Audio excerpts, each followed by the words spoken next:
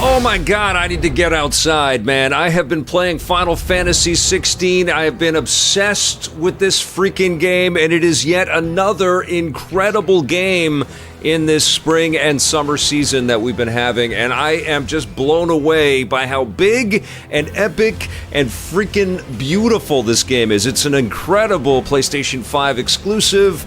It's one of those types of games where it justifies that you bought this expensive console and you've been waiting for games to take full advantage of the PlayStation 5's hardware. This game does that in some beautiful ways. It's a terrific Final Fantasy game, although it might be a little bit disconcerting for some of you lifers out there that have fond memories of the turn-based combat and the multi-character parties and systems that have been a part of Final Fantasy games all the way along. This is a very different experience, but it's also one of these premium entertainments. This is a game where you sit down and you are just surrounded by the storytelling and all of the lush details and the characters and the lore that just keeps giving and giving and giving. You play a character named Clive Rossfield who is taking care of his little brother named Joshua, and you find out early on that you have these magical abilities. You have the ability to call on these giant creatures called icons,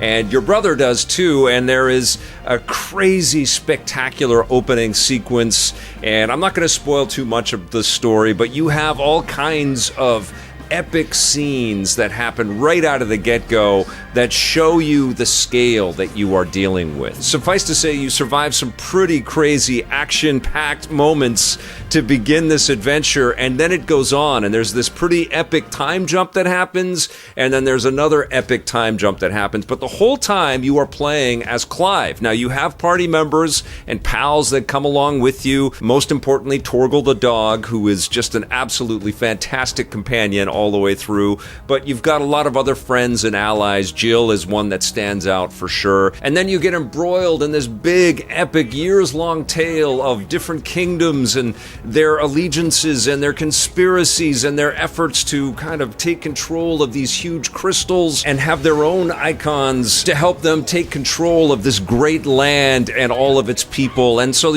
you're going to be cruising around as Clive and your allies and going from town to town and taking on hordes of different types of bad guys, and of course the countryside is littered with monsters and you've got to fight with them.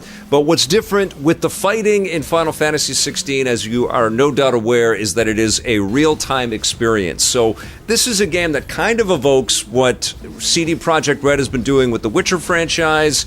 It also has a little bit of a Devil May Cry type flavor with it, and yes, there are great big elements in this game that take liberally from Game of Thrones. And so there's a maturity to the experience, there's a premium quality to the way it is exhibited, and it leans into this robust story that you get caught up in. And there's a lot of details, and I have to say that the cut sequences sometimes drag on a little bit too long, and there are fetch quests and things like that, and you're talking to everybody, and sometimes the conversations drag on a little bit for sure, but then peppered throughout this are just these spectacular battles. Sometimes you are taking control of the icon and the abilities that you start to pick up along the way, and sometimes you're just Clive kicking ass, but the way that the combat works is so freaking satisfying. So you know that even if it's taking a little bit long, or you're having to go and find some ingredients for some special concoction that one of your allies in your homestead is trying to build, you know that it will eventually lead to some kick-ass fight, and it's incredibly satisfying to take out all of your enemies in that moment. And so the way that the combat works is that you have these icon abilities, and you accumulate more icon abilities as you work your way through. I won't spoil any of the details on some of the powers, but they're elemental in nature. So you're going to see some incredible fire effects, you're going to see some awesome lightning and some freezing effects and some wind effects, and so you can pull off some of those moves, but you can also hold your sword button down and charge up and have all kinds of fire attacks there, and there's the ability to shoot magic projectiles from a distance, and there's all kinds of timing and combos that you can pull off, and there's an evasion maneuver that you can pull off. You can jump up into the air and target a specific enemy and bounce back and forth. It sounds like Devil May Cry, and I think that's going to be a little bit off-putting for people that are a little bit more accustomed to playing these turn-based battles in Final Fantasy games.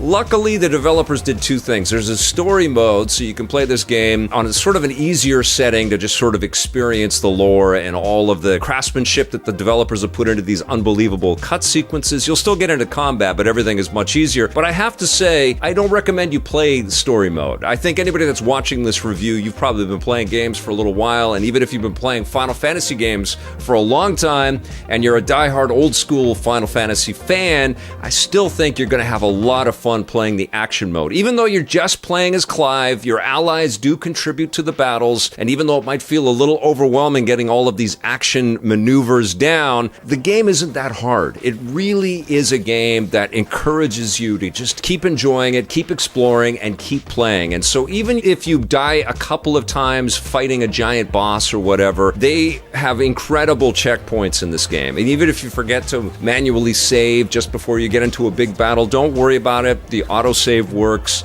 And there are checkpoints mid-battle as well. The game never slaps you down. The game never gives you that sense of like, oh my god, I just gotta get past this. This is not a Dark Souls game. I found that incredibly inviting and incredibly difficult to stop playing. So I was playing for masses of hours at a time, and my head is numb. I'm spinning with all of the storytelling in this game. But I gotta say, man, like Final Fantasy games have always done an incredible thing of having these spectacular battles and the summons of the creatures that we would have, and then we'd have these beautiful fireworks that would pop off the screen, going right back to the 8-bit and 16-bit Final Fantasy games. Well, now, with this modern technology on this PlayStation 5, you are in control of the fireworks, and holy crap when they go off, and like there's just so much color and beauty and explosions and chaos happening on screen, and it's all in real time, and you're playing through it. You might be a giant kaiju type Godzilla type monster, and you're just bashing away at some other even more enormous creature, and there's fire flying all over the damn place, and you're looking at the screen in disbelief. You're playing this freaking thing. It really has evolved to the point where it feels like you're playing the cut sequences of previous Final Fantasy games, and it's so spectacular, and it feels so expensive. That's the other thing, you know? It just feels like so much blood, sweat, and tears and money was poured into this game, so it feels absolutely worth the ticket price, worth the value packed. You're going to spend dozens and dozens of hours in this world with these characters, cruising the countryside, eventually finding a chocobo and cruising around on top of a chocobo and learning the systems and getting into combat and mixing and matching the types of skills that you have. Now, there aren't a lot of collectibles to find. I thought that was a bit weird. It really isn't like Diablo. It's weird to bounce from Diablo where you're changing your sword every 2 minutes. You're really not doing that too much here. You will change your weapons a little bit, and you'll add some rings that might augment one part of your power set or another. But for the most part, you're really not, loot collecting in this game. And I think that's part of like the onboarding kind of process with this one as well. It's like the developers don't want you to slow down. They don't want you to spend tons of time in the menu. You can buff your abilities and kind of level up that way. I loved this experience though. And it's really tough to kind of compare this to previous Final Fantasy games. I don't know if this is going to be everybody's favorite Final Fantasy game, but what I can tell you is that it's just an excellent game. It's an excellent PlayStation 5 game. It's an excellent story-based action-adventure game. I was just so impressed by what the developers put together here. It's been crazy, though. I feel like I've been leaping from masterpiece to masterpiece since Star Wars Jedi Survivor came out. I've just been spending so many hours in this freaking basement playing these unbelievable games. And this one almost feels like a crescendo, and that's the other thing, the music in this game. Holy crap, it's so spectacular. Of course, there are echoes of Game of Thrones and lots of classic Final Fantasy themes sprinkled throughout this. Massive orchestral moments, but also some electronic music and some hard rock in there as well, like some heavy metal type stuff. It's a great buffet of incredible music, and the voice acting is unbelievable in this game as well. All of the performances are excellent. You really care about Clive. It's really quite remarkable that we start with Clive as a young man and we see him mature and grow and change. And then he meets Sid, who is played by Ralph Ineson, who is also kicking ass in Diablo 4. He's got a fantastic role in that game, but he's even better as Sid in this game. Incredibly cool. Really fantastic dialogue between Sid and Clive. You really see Clive learning from this character who is so sure of himself and confident and wise and brave, and all of that is reflected in the way that Clive matures and the way that you, as the player, become invested in the story of this character. It's a remarkable, remarkable achievement. Final Fantasy XVI has absolutely blown me away, and I need to get outside. I need to, and I'm sorry I'm so scattershot with this review. I'm all over the freaking place, I know, but it's so big and there's so many pieces to it. It's such a massive story.